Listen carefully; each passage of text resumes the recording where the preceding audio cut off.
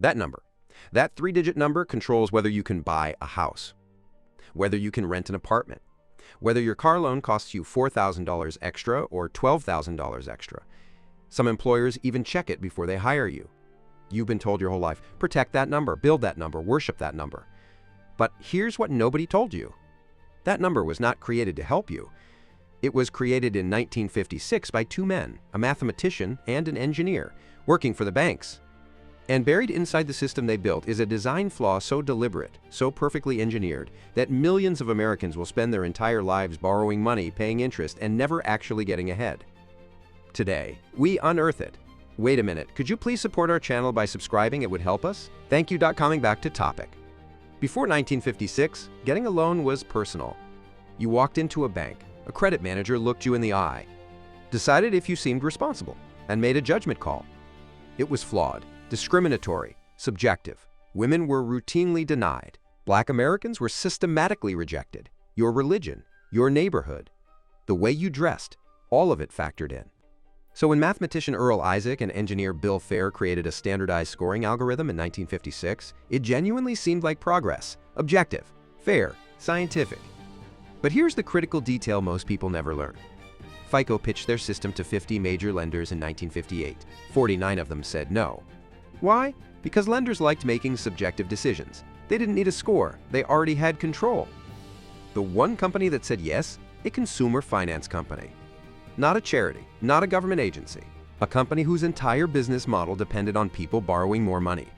It wasn't until 1989 that FICO released its first national credit score. And in 1995, the watershed moment, Fannie Mae and Freddie Mac required a FICO score for every single mortgage application in America.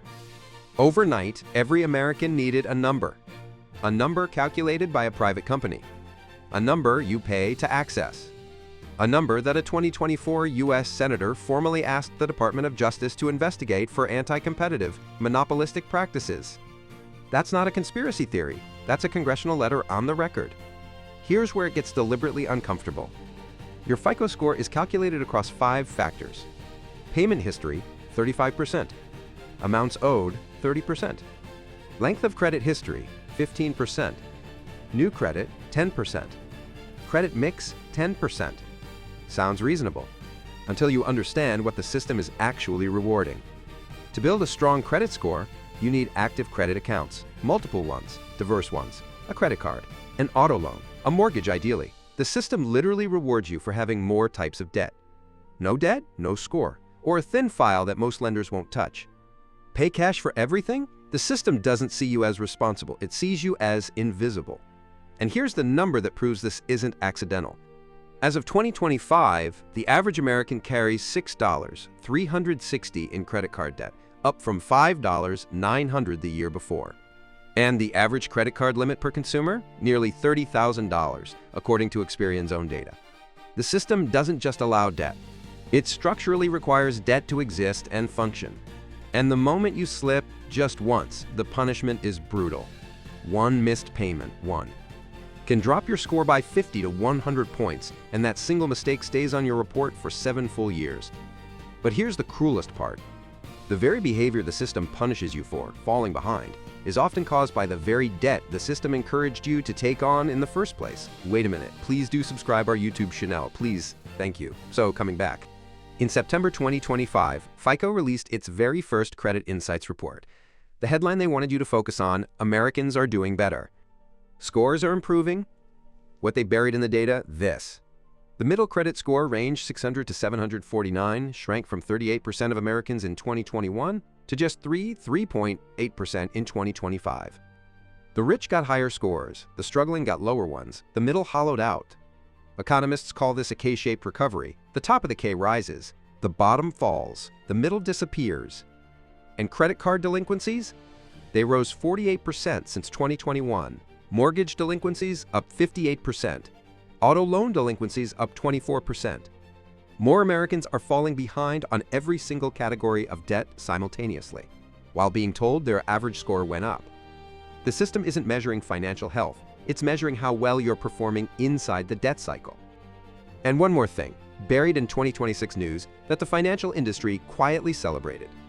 The CFPB, the Consumer Financial Protection Bureau, finalized a rule in January 2025 to remove medical debt from credit reports. A rule that would have helped millions of Americans who got sick through no fault of their own. A federal court struck it down in July 2025. Medical debt, the kind you accumulate in an emergency room, can still tank your credit score, still cost you a mortgage, still cost you a job. The system that was supposedly designed to measure your financial responsibility punishes you for getting sick. Here's the question nobody on YouTube is asking directly. What does a perfect credit score of 850 actually tell a lender? Not that you're wealthy, not that you're financially free, not that you made smart decisions. It tells them one thing: you are an excellent, reliable, long-term borrower. You have used debt consistently, paid it back on time, kept accounts open for years, carried just enough balance to show you're actively in the system. A perfect credit score is not a certificate of financial success. It is a certificate of optimal debt participation.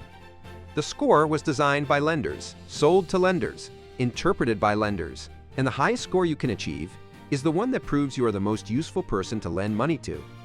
The richest people in America, billionaires, frequently have mediocre or invisible credit scores because they don't need to borrow. They use assets. They use leverage. They use systems the score doesn't measure at all. The credit score isn't the financial system judging you. It is the borrowing system measuring how deeply embedded you are inside it. The credit score system isn't evil. It solved a real problem, discrimination and subjectivity in lending. But what replaced that problem is a different kind of trap. A trap that rewards borrowing, penalizes independence, punishes the sick, and calls the result your financial identity. You didn't choose this system. You were born into it. But understanding how it works is the first step to not being owned by it. In our next video, we're going inside the banking system itself. And we're going to show you why your money sitting in a savings account is quietly being used against you. Subscribe to UnearthUS. Because the truth about money doesn't come from the banks. It comes from here.